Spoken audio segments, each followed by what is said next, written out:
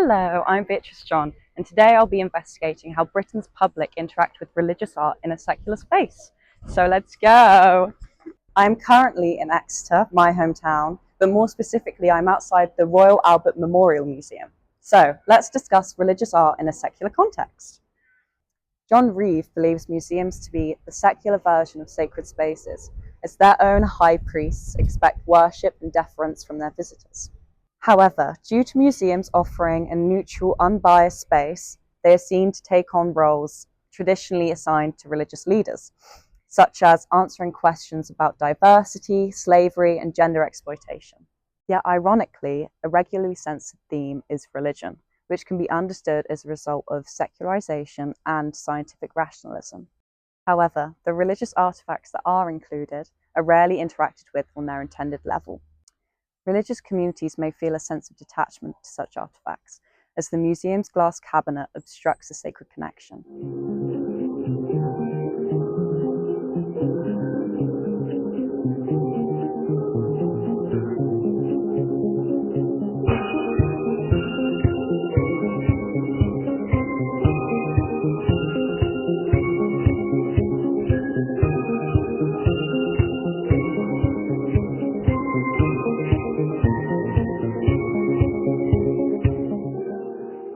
Do you feel your interactions with religious art are dependent upon the space it's viewed in? Yeah, I think so. I think definitely yes. Yes. I think that if you view religious art in a secular space, like a museum, then you're more free to sort of interpret it in your own way. Mm-hmm. Whereas when you're presented with it in a religious space, you're probably going to be less critical of it and you're more going to take it as part of something wider. I think if it's in a context of a sacred space, especially with a longevity of human connection, it definitely has a stronger presence.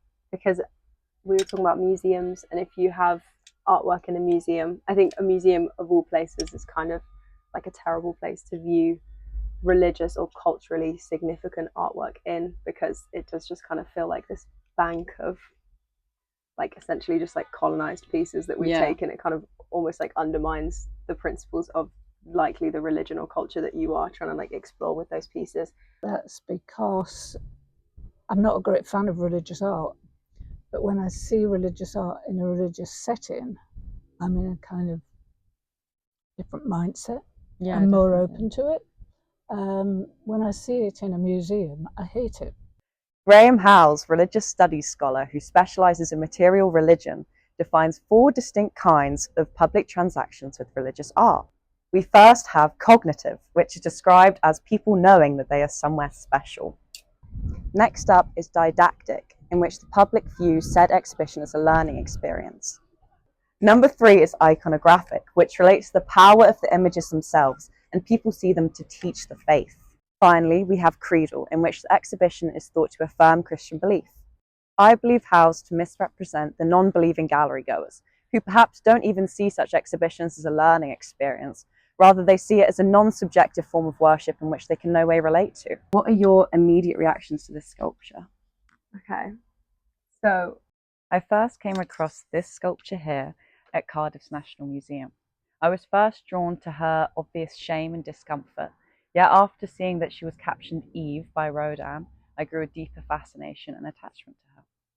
This sculpture was intended to be a part of Rodin's life work, The Gates of Hell, but he sadly passed away before he completed it. My immediate reactions was, oh look, not another bronze nude, female nude. Yes. And it was like, oh, it's tiresome. So at first, I'm like divine feminine. I love a picture of a woman. Yeah. It's it's a beautiful sculpture. It's not one I know actually. Same here. I've never seen it before. Well, I think it's not instantly obvious that is Eve. It does just look like a woman. She's naked and she feels ashamed. She's sort of covering herself. But obviously, knowing that it is Eve, it does slightly change your interpretation of it. When I found out that it was Eve was like her title, I was like, ugh! Like it just opens up so many more questions. And yeah, I find that like the context behind it is often like, I don't know, then I'm kind of like, okay, why is she in that pose? And like you have, you know, the whole story as to like what she's going through, and I'm like, okay, at which point is this within that story? Yeah. Like what is she experiencing? Editor Lydia Figgs recognises Rodin to redefine the boundaries of modern sculpture as he curates an intense raw emotion whilst maintaining a classic theatricalism. This duality mirrors what he has given to Eve's story as he transforms the classic story of condemnation to a graspable, lifelike figure who we can relate to and even feel a sense of sympathy for. I would argue that this piece's closeted religious context opens the door to a true subjectivity of religious art, which ascends the boundaries of belief and non-belief. Do you feel you would interact with religious art differently if its religious elements were less overt? Yeah, cool, it's a difficult one. Possibly. Yes, I definitely think I would. Yeah, I think so, because I think if the religious elements were less overt, then I would maybe feel more free to sort of come up with my own interpretation. Yeah, we've got a friend who does religious art, and I would say that I enjoy looking at what he's done, and I find it interesting what he's done. So it's only when I come to the title of it I realise it is in any way religious. Mm-hmm.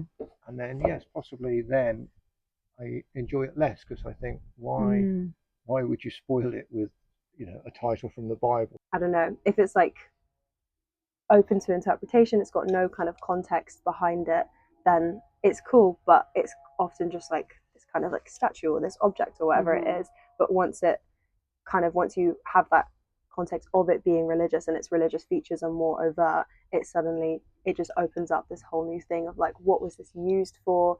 Could this still be used today? How relevant is this now? Yeah. Like there's just so many more questions that you can ask with it. It's just interesting, even if you're not religious, it's just cool to know. But yeah.